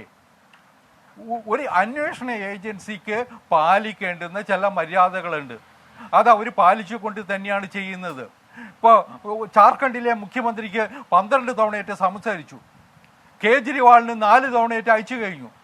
ഇവരുടെ വീട്ടിൽ പോയി കയ്യേറാൻ പോയിട്ടുണ്ടോ? അന്വേഷണ ഏജൻസികൾ മിതത്വം പാലിക്കുന്നുണ്ട്, അന്തസ്സ് പാലിക്കുന്നുണ്ട്, എല്ലാ നിയമങ്ങളും പാലിച്ചുകൊണ്ട് കാര്യങ്ങൾ ചെയ്യാനാണ് ശ്രമിക്കുന്നത്. അതുകൊണ്ട് ഇവിടെ ഏതെങ്കിലും ഒരു കേസിൽ ഒരു കേസിൻ്റെ റിപ്പോർട്ട് കിട്ടിയാൽ 24 മണിക്കൂറിനുള്ളിൽ എല്ലാം പൂർത്തിയാകും എന്നൊന്നും ഞങ്ങൾ വിചാരിക്കുന്നില്ല. സ്വർണ്ണക്കടത്തായിക്കോട്ടെ, അതുപോലെ ലാവ്ലിനായിക്കോട്ടെ, എല്ലാ കേസുകളും ഉണ്ട്. അതൊന്നും അവസാനത്തെ സ്റ്റേജിലേക്ക് എത്തിയെന്ന് നിങ്ങളാരും വിചാരിക്കുകയും വേണ്ട. കഴിഞ്ഞ ദിവസം കേരളത്തിൽ വന്നപ്പോഴാണ് പ്രധാനമന്ത്രി സൂചിപ്പിച്ചത്, നമ്മളാരും മറക്കരുത്. എന്താ പറഞ്ഞതെന്ന് ഞാനിവിടെ ആവർത്തിക്കേണ്ടതില്ല. ഏത് ഓഫീസിലാണ് സ്വർണ്ണ കള്ളക്കടത്ത് നടന്നത് എന്ന് അദ്ദേഹം ഓർമ്മിപ്പിച്ചത് എന്തിനു വേണ്ടിയിട്ടാണ്? അപ്പോൾ ഈ കേസുകളൊന്നും അവസാനിച്ചിട്ടില്ല എന്ന് വിചാരിക്കുന്നവരാണ് നമ്മളൊക്കെ. എന്തിനു വേണ്ടിയിട്ടാണെന്ന് താങ്കൾ ചോദിക്കുമ്പോൾ അതെല്ലാം വോട്ടിന് വേണ്ടിയിട്ടാണ്, അതെല്ലാം രാഷ്ട്രീയത്തിന്റെ ഭാഗമാണ്, അതെല്ലാം തൃശ്ശൂരിൽ ഇപ്പോൾ സീറ്റ് വെച്ച് മാറുന്നതിൻ്റെയും അഡ്ജസ്റ്റ്മെന്റിനും വേണ്ടിയിട്ടുള്ള ഒത്തുകളികളാണ്. അങ്ങനെ പിന്നാമ്പുറത്ത് ഒറ്റ നോട്ടത്തിൽ മനസ്സിലാക്കാൻ കഴിയാത്ത, ഒറ്റ യുക്തിയിൽ മനസ്സിലാക്കാൻ കഴിയാത്ത ചില കാര്യങ്ങൾ നടക്കുന്നു എന്നാണ് കേരളത്തിൽ പ്രതിപക്ഷം പറഞ്ഞുകൊണ്ടേയിരിക്കുന്നത്. അല്ല, കോൺഗ്രസ്സുകാർക്ക് അത് പറയാതെ പറ്റൂല.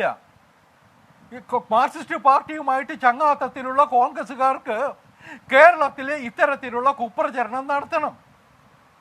ഞാൻ ചോദിക്കട്ടെ, കേരള നിയമസഭയിൽ ഈ പ്രതിപക്ഷം ഏതെല്ലാം സമയത്ത് തലകുനിച്ച് ഇരുന്നിട്ടുണ്ട്? സുപ്രധാനമായ വേളകളിലൊക്കെ ആ ചരിത്രം മുഴുവൻ ഒന്ന് എടുത്തു നോക്കൂ ഗോപു.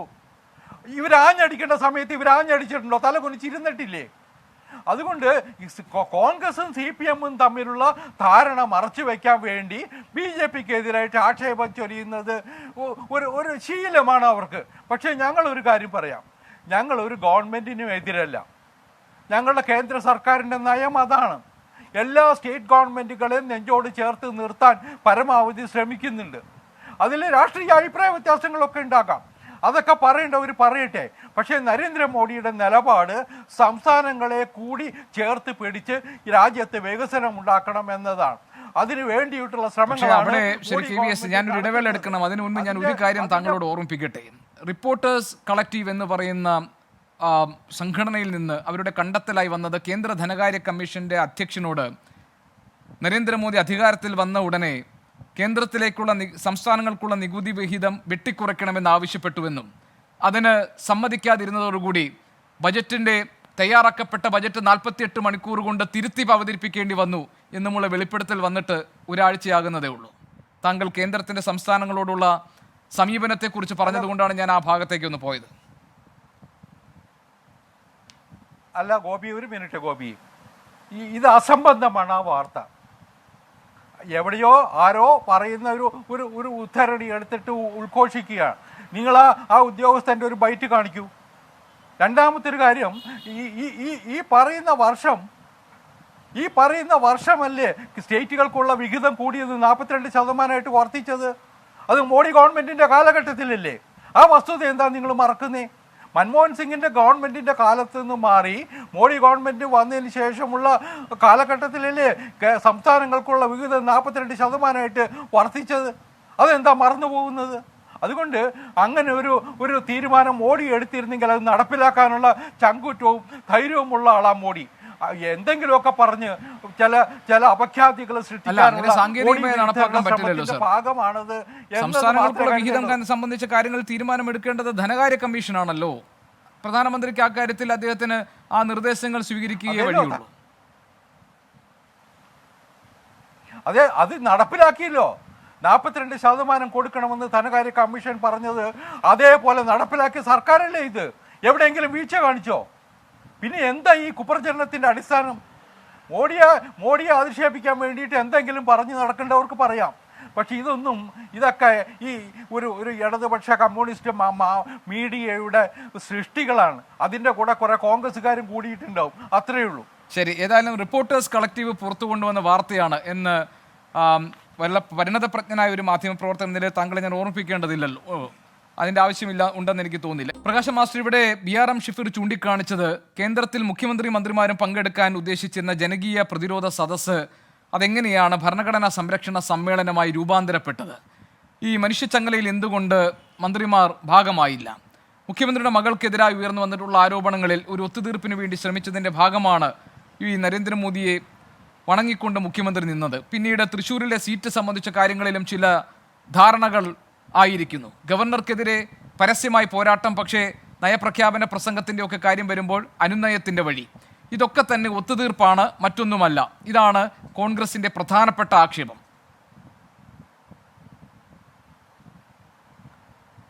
ഈ രണ്ടാളുകൾ അരമണിക്കൂർ സമയം CPM-നെതിരാണ് അധിക്ഷേപങ്ങൾ ഉന്നയിച്ചതെന്നുള്ളതുകൊണ്ട് അതിന് മറുപടി പറയാനുള്ള സമയം നിങ്ങൾ എനിക്ക് തരുമെന്നാണ് ഞാൻ ആഗ്രഹിക്കുന്നത്. ഇവിടെ 2016 സഖാവ് പിണറായി വിജയൻ നയിക്കുന്ന ഗവൺമെൻറ് അധികാരത്തിൽ വന്നതിന് ശേഷം സ്ഥായിയായി കോൺഗ്രസ് ഉന്നയിക്കുന്ന ആക്ഷേപമാണിത് എന്നുള്ളത് ഞാൻ ശ്രദ്ധപ്പെടുത്തേണ്ട കാര്യമില്ലല്ലോ. ഓരോ സന്ദർഭത്തിലും പുതിയ ഇപ്പോൾ മകളുടെ കേസുമായി ബന്ധപ്പെട്ട കാര്യം വന്നിട്ട് 6 മാസമല്ലേ ആയിട്ടുള്ളൂ. എല്ലാ കാലത്തും ഇത് തന്നെയാണ് പറഞ്ഞുകൊണ്ടിരിക്കുന്നത്.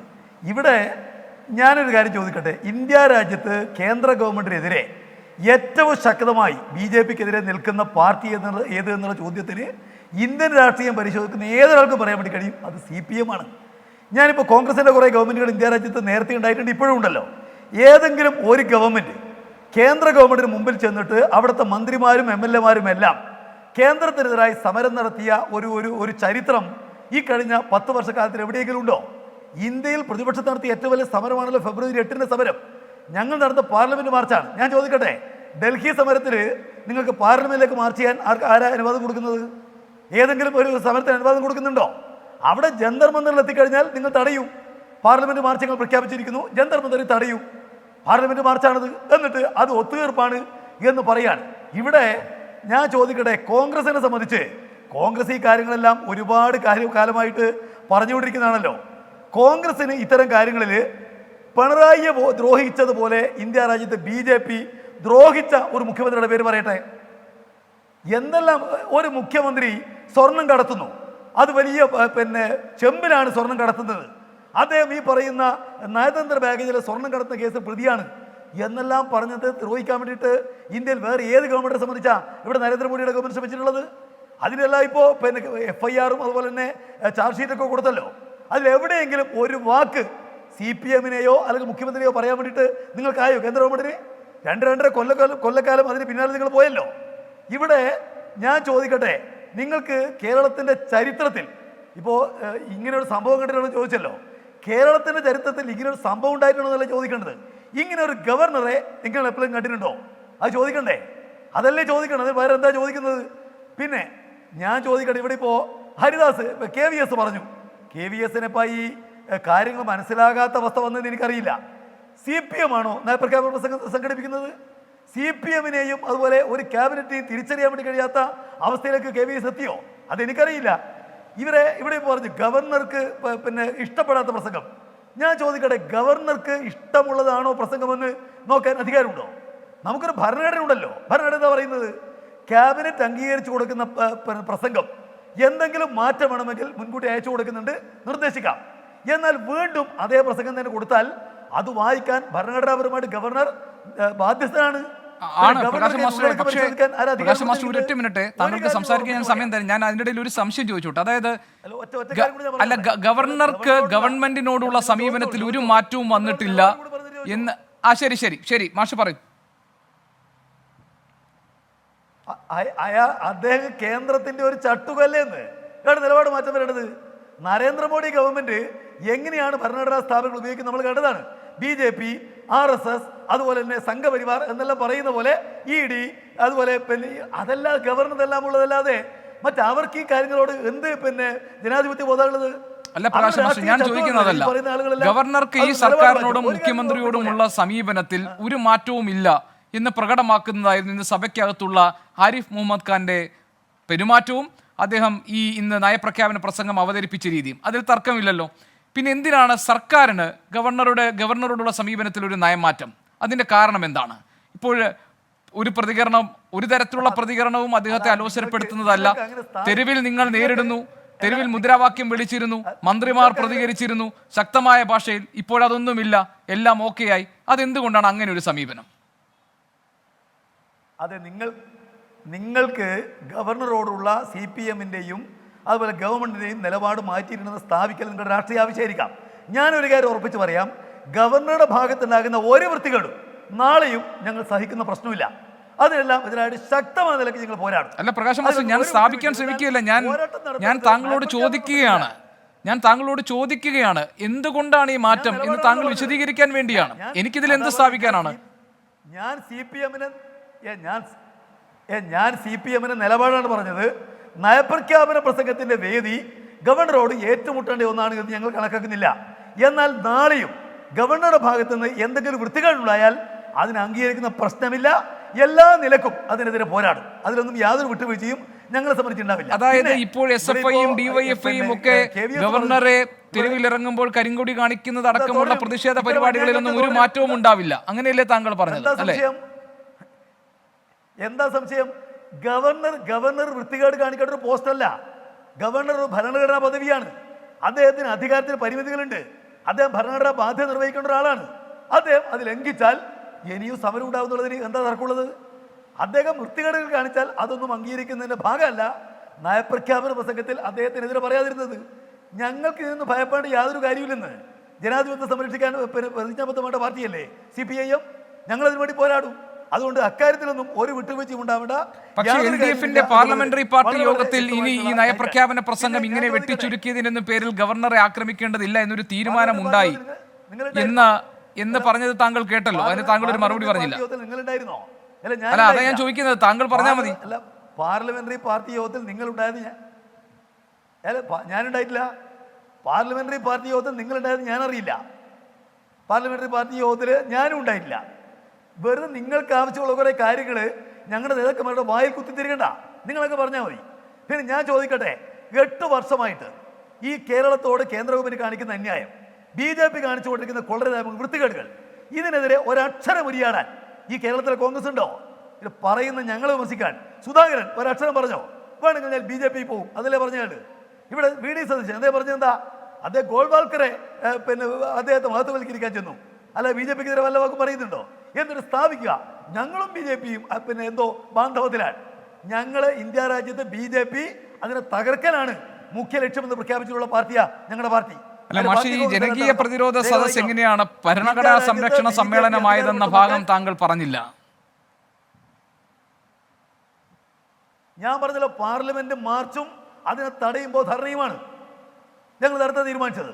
മാത്രമല്ല, അന്ന് കേരളത്തിലുള്ള എല്ലാ പഞ്ചായത്തുകളിലും ഞങ്ങൾ ഈ കാര്യവുമായി ബന്ധപ്പെട്ടുകൊണ്ട് കേന്ദ്രത്തിനെതിരെ പ്രതിഷേധം സംഘടിപ്പിക്കും. ലക്ഷക്കണക്കിന് ആളുകൾ. ഞാൻ ചോദിക്കട്ടെ, ഇത്രയേറെ ആളുകൾ പങ്കെടുത്ത് കേന്ദ്രവിരുദ്ധ സമരം നടത്തിയിട്ടുള്ള മനുഷ്യച്ചങ്ങല പോലെ ഒരു സംഭവം ഇന്ത്യയിൽ എവിടെയെങ്കിലും ഉണ്ടോ? ഈ കോൺഗ്രസ്സുകാർ എപ്പോഴെങ്കിലും അങ്ങനെ നടത്തിയിട്ടുണ്ടോ? ഞങ്ങൾ ഈ പറയുന്ന ഫെബ്രുവരി 8-നും കേരളത്തിൽ ലക്ഷക്കണക്കിന് ആളുകൾ പങ്കെടുത്തുകൊണ്ട് ജനകീയ പ്രതിഷേധം സംഘടിപ്പിക്കും എല്ലാ പഞ്ചായത്തുകളിലും. നരേന്ദ്രമോദിയുടെ ഗവൺമെന്റ് സമീപനങ്ങളെ വിമർശിക്കാൻ, ഈ ഗവൺമെന്റ് കാണിക്കുന്ന അന്യായങ്ങളെ തുറന്നു എതിർക്കാൻ, അതൊന്നും പിന്നെ ചെയ്യാൻ, അതിന് 100 ചെയ്യാൻ. അല്ല, ഞാൻ ഒറ്റ കാര്യം പ്രകാശൻ മാസ്റ്റർ, അടുത്ത ആളിലേക്ക് പോകുന്നതിന് മുൻപ്, നയപ്രഖ്യാപന പ്രസംഗത്തിന്റെ തത്സമയ ദൃശ്യങ്ങളൊക്കെ താങ്കൾ കണ്ടതാണല്ലോ. ഈ നയപ്രഖ്യാപന പ്രസംഗം ഗവർണർ അവതരിപ്പിച്ച രീതി, അദ്ദേഹത്തിന്റെ ഭരണഘടനാ ഉത്തരവാദിത്വം സമ്പൂർണമായ അർത്ഥത്തിൽ നിർവഹിക്കപ്പെടുന്ന രീതിയായിരുന്നു എന്ന അഭിപ്രായമാണോ പാർട്ടിക്കുള്ളത്? അല്ല, അദ്ദേഹം നയപ്രഖ്യാപന പ്രസംഗം നടത്തില്ല എന്ന് പറഞ്ഞൊരു കാലം ഉണ്ടായിരുന്നല്ലോ. ഇന്ന് ഭാഗം മാറ്റിയാലേ ഞാൻ നയപ്രഖ്യാപന പ്രസംഗം നടത്തൂ എന്ന് പറഞ്ഞ അതേ ആളല്ലേ ആരിഫ് ഖാൻ. അദ്ദേഹം വന്നിട്ട് ആ ഭാഗമുള്ള നയപ്രഖ്യാപന പ്രസംഗം അവതരിപ്പിച്ചിട്ടുണ്ട്. ഇപ്പോഴും അദ്ദേഹത്തിന് അവതരിപ്പിക്കാതിരിക്കാനാവില്ല. പിന്നെ ഞാൻ പറയട്ടെ, കൊച്ചു കുട്ടികളെ പോലെ ഇങ്ങനെ ഭരണഘടനാ ഉത്തരവാദിത്വം കൃത്യമായി ഭംഗിയായി നിർവഹിക്കപ്പെട്ടു. ഇന്ന് നിയമസഭയ്ക്കകത്ത് അദ്ദേഹത്തിന്റെ ഈ നയപ്രഖ്യാപന പ്രസംഗം 72 സെക്കൻഡുള്ള പ്രസംഗത്തിലൂടെ എന്ന അഭിപ്രായമാണോ താങ്കൾക്കുള്ളത്? അല്ല, അദ്ദേഹത്തിന്റെ മുഴുവൻ വായിക്കാത്ത കാര്യം ഭരണഘടനാ വിരുദ്ധമല്ല. അത് തീർച്ചയായിട്ടും ഭരണഘടനാപരമായിട്ടും അദ്ദേഹത്തിന് അധികാരമുള്ള കാര്യമാണ്. എന്നാൽ മുഖ്യമന്ത്രിക്ക് മുഖം കൊടുക്കാതിരിക്കുക, അദ്ദേഹത്തെ കണ്ടാൽ മുഖം തിരിക്കുക, അത്തരം കാര്യങ്ങളെല്ലാം ബാലിശെന്നല്ലാതെ എന്താ പറയുക? കേരളത്തിലെ ഗവർണർ വീണ്ടും ഞാൻ ചോദിക്കുന്നത്, ഗവർണർ അദ്ദേഹത്തിന്റെ ഭരണഘടനാപരമായ ഉത്തരവാദിത്വം സമ്പൂർണമായി നിർവഹിച്ചു ഇന്ന് സഭയ്ക്കകത്ത് എന്ന അഭിപ്രായം താങ്കളുടെ പാർട്ടിക്കുണ്ടോ? അല്ല, അദ്ദേഹം ഭരണഘടനാപരമായിട്ടുള്ള അദ്ദേഹത്തിന് ഉത്തരവാദിത്തം ലംഘിച്ചുകൊണ്ട് സ്ഥാനത്ത് തുടരുന്ന ഗവർണറാണല്ലോ എല്ലാ കാര്യത്തിലും. ഏത് കാര്യത്തിലും അദ്ദേഹം അതുകൊണ്ടല്ലേ അദ്ദേഹത്തിനെതിരെ ഞങ്ങൾക്ക് സുപ്രീം കോടതി പോകേണ്ടി വരുന്നത്. ഞങ്ങൾക്ക് ഇഷ്ടമുണ്ടായിട്ടാണ് ഔപചാരിക ഭരണത്തലവനെതിരായിട്ട് ഒരു സ്റ്റേറ്റ് ഗവൺമെന്റ് സുപ്രീം കോടതി പോകേണ്ടി വരുന്നു. ഇഷ്ടമുണ്ടായിട്ടല്ല. പക്ഷേ ഈ വൃത്തികേടുകൾ കേരളത്തിലെ ജനങ്ങൾ സഹിക്കാൻ കഴിയോ? ശരി, ഞാൻ വരാം. BRM ഷഫീർ, ഇപ്പോൾ ഈ പ്രകാശൻ മാസ്റ്റർ നമ്മളോട് പറയുമ്പോഴും ഒരു സർക്കാർ എങ്ങനെയാണ് ഭരണഘടനാ സ്ഥാപനമായ ഗവർണറോട് മാന്യമായി പെരുമാറേണ്ടത്? നയപ്രഖ്യാപന പ്രസംഗത്തിൽ അദ്ദേഹം ഭരണഘടനാപരമായ ഉത്തരവാദിത്വം നിറവേറ്റുന്നു, അതിനോട് മാന്യമായ രീതിയിലുള്ള പ്രതികരണം സർക്കാർ നടത്തുന്നു. പക്ഷേ അമാന്യമായ രീതിയിലുള്ള ഇടപെടൽ ഗവർണർ എന്ന പദവിയിൽ ഇരുന്നു കൊണ്ട് ആരിഫ് മുഹമ്മദ് ഖാൻ ഇനി തുടർന്നാൽ അതിന് അതേ നാണയത്തിൽ ഇതുവരെ എങ്ങനെയാണോ അതേ രീതിയിൽ തന്നെയായിരിക്കും ഇടതുപക്ഷ ജനാധിപത്യ മുന്നണിയുടെയും സർക്കാരിൻ്റെയും CPM-ൻ്റെയും ഒക്കെ പ്രതികരണം എന്നാണ് അദ്ദേഹം ഈ ചർച്ചയിൽ വ്യക്തമാക്കുന്നത്. അപ്പോൾ താങ്കൾ ഈ ഒത്തുതീർപ്പ് എന്ന ആരോപണം പിൻവലിക്കുമോ? ഇടതുപക്ഷ ജനാധിപത്യ മുന്നണിയുടെ പാർലമെന്ററി പാർട്ടി AKG സെന്ററിൽ കൂടിയിട്ടില്ല എന്നാണ് ബഹുമാനായ CPM-ന്റെ പ്രതിനിധി പറഞ്ഞിരിക്കുന്നത്. നിങ്ങൾക്ക് അങ്ങനെ പറയാനേ പറ്റൂ.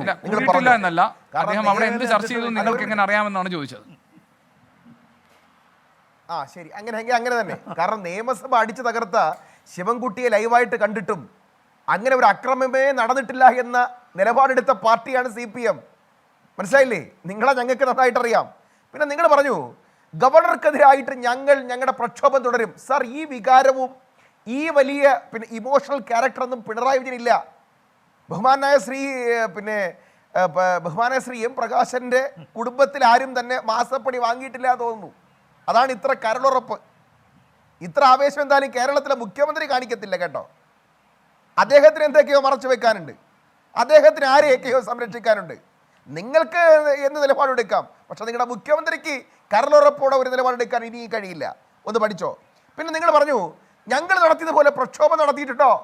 നിങ്ങളുടെ നേതാക്കന്മാർ ഡൽഹിയിൽ തണുപ്പത്ത് AKG മന്ദിരത്തിനകത്ത് കിടന്നുറങ്ങുമ്പോൾ ആസാമിലൂടെയും മേഘാലയയിലൂടെയും ഇന്നും നിങ്ങൾക്കറിയോ കാൽനടയായിട്ടും വാഹനത്തിനുമായി സമരമുഖത്ത് നിൽക്കുകയാണ്. ഭാരത് ന്യായ് യാത്ര നടത്തിക്കൊണ്ട് ശ്രീ രാഹുൽ ഗാന്ധി. അതിനപ്പുറമൊന്നും ഒരു സമരമൊന്നും ഇന്ത്യ കണ്ടിട്ടില്ല. നിങ്ങളൊന്ന് വെറുതെ ഒന്ന് ഓർമ്മപ്പെടുത്തി എന്നുള്ളതേ ഉള്ളൂ. ഇനി ഞാൻ നിങ്ങളുടെ പോയിന്റിലേക്ക് വരാം. ഞാൻ ഇപ്പോഴും നിങ്ങളുടെ അടുത്ത് പറഞ്ഞു തരാം, നിങ്ങളും ഗവർണറും തമ്മിൽ നടത്തുന്നത് ചക്കളത്തി പോരാട്ടാണ്. നിങ്ങളോട് ഞാൻ ഒരു കാര്യം പ്രകാശ് മാസ്റ്റർ മനസ്സിലാക്കിയോ, കേരളത്തിലെ ബഹുമാനായ കേരളത്തിലെ മുഖ്യമന്ത്രി ശ്രീ സഖാവ് പിണറായി വിജയനോട് ശ്രീ അമിത്ഷാ പറഞ്ഞു കാണും, ഗവർണറോടൊന്നും വല്ലാതെ ഏറ്റുമുട്ടലെന്ന് പോണ്ട കേട്ടോ, അദ്ദേഹം അങ്ങ് പൊയ്ക്കോട്ടെന്നേ, കടുപ്പിച്ചൊരു നിലപാടൊന്നും എടുക്കേണ്ടതില്ല എന്ന് പറഞ്ഞു കാണുമെന്നാണ് ഞങ്ങൾ വിശ്വസിക്കുന്നത്. ഉദാഹരണം പറഞ്ഞുതരാം. നിങ്ങൾ ഇന്ത്യയുടെ പ്രധാനമന്ത്രി തൃശ്ശൂരിൽ വന്ന് പ്രസംഗിച്ചു. എന്താ പ്രസംഗിച്ചത്? സ്വർണ്ണക്കടത്ത് നടത്തിയ ഓഫീസ്. ആരെക്കുറിച്ചാ? പിണറായി വിജയനെ കുറിച്ച്. ആരുടെ കയ്യിലാ CBI? ആരുടെ കയ്യിലാ കസ്റ്റംസ്? ആരുടെ കയ്യിലാ ED? ആരുടെ കയ്യിലാ? നരേന്ദ്രമോദിയുടെ കയ്യിൽ അല്ലെങ്കിൽ അമിത്ഷായുടെ കയ്യിൽ? എന്തെങ്കിലും ഒരു ചെറുവിൽ അനക്കിയോ? ഇല്ല. എന്താ അനക്കാത്തത്? കേസെടുത്തില്ലേ? ഉണ്ടായിരുന്നു. കേസുകൾ എന്തായി? തേഞ്ഞുമാഞ്ഞു പോയി. എപ്പോഴാ തേഞ്ഞുമാഞ്ഞു പോയത്? നിയമസഭാ തിരഞ്ഞെടുപ്പിന് തൊട്ട് മുമ്പ് എന്തായിരുന്നു ഒത്തുതീർപ്പ്? 68 മണ്ഡലങ്ങളിൽ ഒത്തുതീർപ്പുണ്ടാക്കി സാറേ. ഞാൻ വർക്കലയിൽ മത്സരിച്ച ആളാ.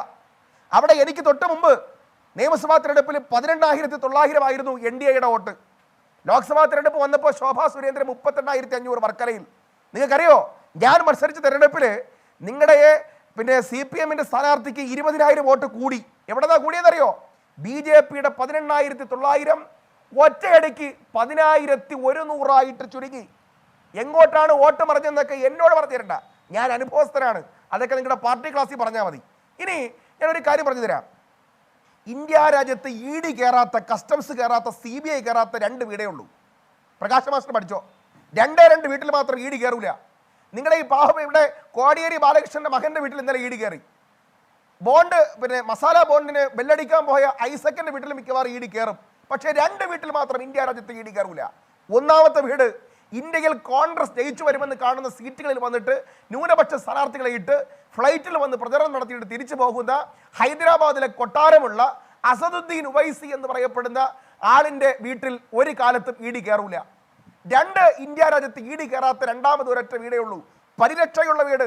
അത് സ്വർണം കടത്തിയാലും ഡോളർ കടത്തിയാലും ഇനി പ്രധാനമന്ത്രി തന്നെ തൃശ്ശൂരിൽ വന്നിട്ട് സ്വർണം കടത്ത് ഓഫീസ് എന്ന് ആരോപിച്ചാലും പ്രൈവറ്റ് സെക്രട്ടറി ലൈഫിൽ ജയിലിൽ കിടന്നാലും അതിൻ്റെ ചെയർമാൻ മുഖ്യമന്ത്രി ആയാലും പ്രൈവറ്റ് സെക്രട്ടറി മുഖ്യമന്ത്രിയുടെ ഓഫീസ് ദുരുപയോഗം ചെയ്തതായിട്ട് തെളിവുകൾ വന്നാലും ഒരു EDയും കയറത്തില്ല. ആ ഒത്തുതീർപ്പൊക്കെ ഞങ്ങൾക്കറിയാം സാർ. നിങ്ങൾക്ക് തൃശ്ശൂരിൽ നടന്ന ഒത്തുതീർപ്പൊക്കെ കാണണോ? തൃശ്ശൂരിൽ നിങ്ങൾ BJPക്ക് അനുകൂലമാക്കാൻ വേണ്ടി നിങ്ങൾ കിണഞ്ഞ് ശ്രമിക്കുന്നതിന് 2 ഉദാഹരണം പറഞ്ഞുതരാം. ഒന്നാമത്തെ ഉദാഹരണം, തൃശ്ശൂരിൽ ഇന്നലെ തൃശ്ശൂരിലെ MLA ബാലചന്ദ്രൻ്റെ ഒരു ഫേസ്ബുക്ക് പോസ്റ്റ് ഉണ്ട്. എന്ന് പറഞ്ഞാൽ ശ്രീരാമണനും ലക്ഷ്മണനും എല്ലാം ഇറച്ചിക്കട നടത്തുന്നവരാണ്, ഇറച്ചി മോഹികൾ എന്ന് പറഞ്ഞുകൊണ്ടൊരു പോസ്റ്റ് ഉണ്ട്. ആരാ? തൃശ്ശൂർ ടൗണിലെ MLA. ഏത് പാർട്ടി? CPI, ഇടതുപക്ഷ ജനാധിപത്യ മുന്നണി. എന്തായിരുന്നു ഫേസ്ബുക്ക് പോസ്റ്റ്? എന്ന് പറഞ്ഞാൽ പരമാവധി ലോക്സഭാ തെരഞ്ഞെടുപ്പിന് മുമ്പ് സുരേഷ് ഗോപിയെ ജയിപ്പിച്ചു കൊടുക്കുന്ന തരത്തിലുള്ള ഒരു ധ്രുവീകരണം ഭൂരിപക്ഷ സമുദായത്തിൽ നിന്നും ഉണ്ടാക്കണം. രണ്ടാമത്തെ സംഭവം പറഞ്ഞുതരാം. സുരേന്ദ്രൻ പറഞ്ഞു, ശബരിമല പോലെ ഞങ്ങൾ തൃശ്ശിവ പേരൂരിന്റെ മണ്ണിൽ പ്രക്ഷോഭം തുടങ്ങും. എന്താ കാര്യം? തൃശ്ശൂരിലെ തേക്കങ്കാട് മൈതാനിയിൽ അവിടെ ഈ ലേലപ്പാട്ടവുമായി ബന്ധപ്പെട്ട് 32 ലക്ഷത്തിന്റെ ലേല തുക 2.5 കോടിയായിട്ട് ദേവസ്വം ഉയർത്തി. ആരാ ദേവസ്വം? ഇടതുപക്ഷത്തിന്റെ ദേവസ്വം. ശബരിമലയെ പോലെ ഞങ്ങൾ വീണ്ടും സുവർണാവസരമായി പ്രക്ഷോഭം നടത്തുമെന്ന് സുരേന്ദ്രൻ. എന്താ കാരണം? രണ്ടാമത്തെ കാര്യം. 3 കരിവണ്ണൂർ കേസ് എന്തായി സാർ? ഒത്തുതീർപ്പായില്ലേ? നിങ്ങൾ രാഹുൽ മാങ്കൂട്ടത്തിനെ അറസ്റ്റ് ചെയ്യാൻ വേണ്ടിയിട്ട് രാത്രിക്ക് രാമാനം ഭീകരവാദികളെ പിടിക്കാൻ വേണ്ടി പോലീസിൽ അയച്ചു.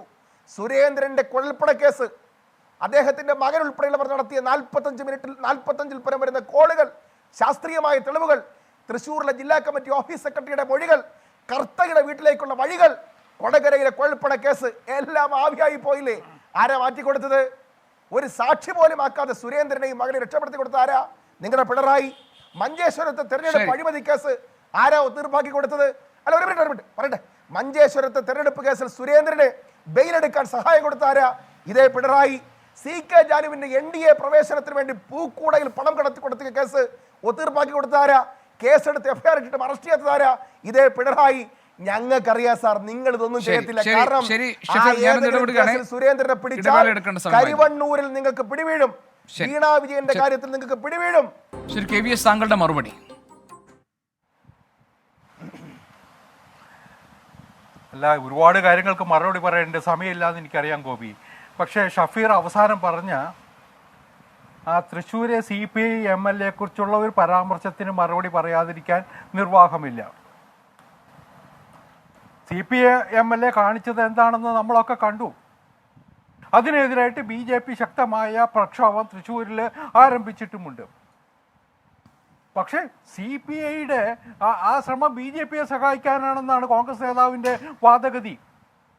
ഗോപി ഒരു കാര്യം മറന്നുകൂടാ, മൻമോഹൻ സിംഗിൻ്റെ കാലഘട്ടത്തിൽ സുപ്രീം കോടതിയിൽ ഈ അയോധ്യ രാമജന്മഭൂമി അല്ല എന്ന് സത്യവാങ്മൂലം കൊടുത്തവരാണ് കോൺഗ്രസ്സുകാർ. അതൊക്കെ പബ്ലിക് ഡോക്യുമെൻ്റാണ്. ഇന്ന് അയോധ്യ പ്രക്ഷോഭത്തെ തച്ച് തകർക്കാൻ ആദ്യ അവസാനം ശ്രമിച്ചവരാണ് കോൺഗ്രസ്സുകാർ. അത് മാത്രമല്ല, മുലായം സിംഗ് യാദവ് പണ്ട് കർഷകർക്കെതിരായിട്ട് വെടിവെച്ചപ്പോൾ അതിനെ ന്യായീകരിക്കാൻ രംഗത്ത് വന്നവരാണ് കോൺഗ്രസ്സുകാർ. അയോധ്യ കേസ് സുപ്രീം കോടതിയിൽ വന്നപ്പോൾ ആ കേസിൽ വാദിക്കാൻ വേണ്ടി ഹിന്ദു പക്ഷത്തിനെതിരായിട്ട് അയോധ്യ രാമജന്മഭൂമിയാണെന്ന് വിശ്വസിക്കുന്നവർക്ക് എതിരായിട്ട് വാദിക്കാൻ കച്ചകെട്ടി ഇറങ്ങിയവർ പ്രധാനികളൊക്കെ കോൺഗ്രസ്സുകാരായ വക്കീലന്മാരായിരുന്നു. അവർ സുപ്രീം കോടതിയിൽ നിരത്തിയ കള്ളത്തരങ്ങൾ, വസ്തുതാവിരുദ്ധമായ കാര്യങ്ങൾ, ഇതൊക്കെ ഇന്ന് പബ്ലിക് ഡൊമൈനിലുണ്ട്. അതുകൊണ്ട് CPI നേതാക്കന്മാർ മാത്രമല്ല, മാർക്സിസ്റ്റുകാരും ഹിന്ദു വിരുദ്ധമായ ശ്രീരാമ വിരുദ്ധമായ നിലപാടുകൾ എടുത്തിട്ടുണ്ട്, കോൺഗ്രസ്സുകാരും എടുത്തിട്ടുണ്ട്. അത് ചരിത്രത്തിന്റെ ഭാഗമാണ് എന്നുള്ളത് പ്രേക്ഷകർ തിരിച്ചറിയണം എന്നത് മാത്രമേ കക്ഷിയേ അല്ല സാർ. കോൺഗ്രസ് എവിടെയാ അയോധ്യ കേസിൽ കക്ഷിയായത്? കോൺഗ്രസ് അല്ല, നിങ്ങളുടെ സർക്കാർ. കോൺഗ്രസ് അല്ല മൻമോഹൻ സിംഗ് സർക്കാർ. മൻമോഹൻ സർക്കാർ സഖ്യകക്ഷിയായോ? ഇനി മൻമോഹൻ സിംഗ് സർക്കാരില്ല. അല്ല BRM, അതിപ്പോ ഈ അയോധ്യ വിഷയവുമായി ബന്ധപ്പെട്ടാണെങ്കിൽ നമുക്ക് ചരിത്രത്തിൽ നിന്ന് ഒരുപാട് കാര്യങ്ങൾ പറയാനുണ്ട്. അപ്പോൾ അത് നമുക്ക് ആ വഴിയിലേക്ക് ആ ചർച്ച. പ്രകാശ് മാസ്റ്റർ നേരത്തെ ഉന്നയിച്ച ഈ ഗൗരവമായ ആരോപണങ്ങളുണ്ട് BRM ഷഫീർ ഉന്നയിച്ച, അതിനുള്ള മറുപടി പറയാനുള്ള അവസരം കൂടിയുണ്ട് താങ്കൾക്ക്. കാരണം സമയം കഴിഞ്ഞുവെങ്കിലും താങ്കൾ കൂടി അത് പറഞ്ഞ ശേഷം എനിക്ക് ചർച്ച വൈൻഡപ്പ് ചെയ്യാം. അതിനൊക്കെ മറുപടി പറയാൻ വേണ്ടേ? അതിന് മറുപടി പറയാൻ വേണ്ടേ? ഒരു മിനിറ്റ് പ്രകാശ് മാസ്റ്റർ. അറിയുന്ന അദാനിയുടെ വീടാൻ എന്തുകൊണ്ടാണ് കോൺഗ്രസ്സുകാർക്ക് അതറിയാത്തത് എനിക്കറിയില്ല. പിന്നെ പിണറായിയുടെ വീട്ടിൽ കയറാൻ നിങ്ങൾ കേരളം കണ്ട ഉജ്ജ്വലനായിട്ടുള്ള നേതാവാണ് പിണറായി. അദ്ദേഹത്തിന് വീട് നിങ്ങൾ നടന്നല്ലോ. EDയും അതുപോലെ CBIയും നിരങ്ങിയല്ലോ 2 കൊല്ലക്കാലം കഴിഞ്ഞ തെരഞ്ഞെടുപ്പിന് മുമ്പ്. കയറാൻ കഴിയില്ല, കാരണം അദ്ദേഹം സൂര്യ തേജസ്സുള്ള കേരളത്തിലെ നേതാവാണ്. ഒരു കാര്യം ഉറപ്പാണ്, കേരളത്തിന്റെ ചരിത്രം ഭാവിയിൽ എഴുതുമ്പോൾ കേരളത്തിലെ ഏറ്റവും കരളുറപ്പുള്ള മുഖ്യമന്ത്രി ആരായിരുന്നു എന്നുള്ള ചോദ്യത്തിന് സംശയലേശമെന്നെ മറുപടി പറയാൻ വേണ്ടി പോകുന്നത് പിണറായി വിജയൻ എന്നാണ്. നിങ്ങൾക്ക് അതിനൊന്നും ഒരു സംശയം ഉണ്ടാവേണ്ട കാര്യമില്ല.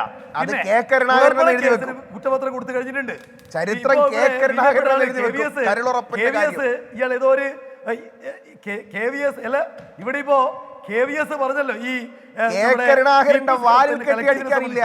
ഞാൻ ചോദിക്കട്ടെ, അത് ഉന്നയിച്ചിരിക്കുന്ന വേറെ ആരുമല്ല, നിതി ആയോഗിന്റെ നിലവിലുള്ള അതിന്റെ CEO ആണ്. നേരത്തെ പ്രധാനമന്ത്രിയുടെ ജോയിന്റ് സെക്രട്ടറി. പിന്നെ അദ്ദേഹത്തിന് മറുപടി ഇല്ലല്ലോ. ഏതെങ്കിലും ഒരാൾ പറയുന്നു പറഞ്ഞാൽ ശരിയാവോ? KVS വായിച്ചിട്ട് വരണം. ശരി, ഏതായാലും നയപ്രഖ്യാപനത്തിൽ ഇന്ന് ഗവർണറുടെ പെരുമാറ്റം ഏത് തരത്തിലുള്ള അടവ് നയത്തിന്റെ ഭാഗമായിരുന്നു, അതിൽ ആരൊക്കെ ഭാഗമാക്കാകുന്നുണ്ട് എന്നുള്ള കാര്യങ്ങളിലൊക്കെയുള്ള രാഷ്ട്രീയ വിമർശനങ്ങളും പ്രതികരണങ്ങളുമായിരിക്കും ഇനി വരും ദിവസങ്ങളിൽ ഉണ്ടാകാൻ പോകുന്നത്. നമുക്ക് കാത്തിരിക്കാം. ഈ ചർച്ചയിൽ പങ്കെടുത്ത എല്ലാ അതിഥികൾക്കും നന്ദി. ഇനി ന്യൂസ് സൂപ്പർഫാസ്റ്റിന്റെ സമയമാണ്. പ്രവിത ലക്ഷ്മിയുണ്ട് പ്രേക്ഷകർക്കൊപ്പം ഏറ്റവും പുതിയ വാർത്തകളുമായി. എൻകൗണ്ടർ മറ്റൊരു വിഷയവുമായി നാളെ ഇതേ സമയം. Good night.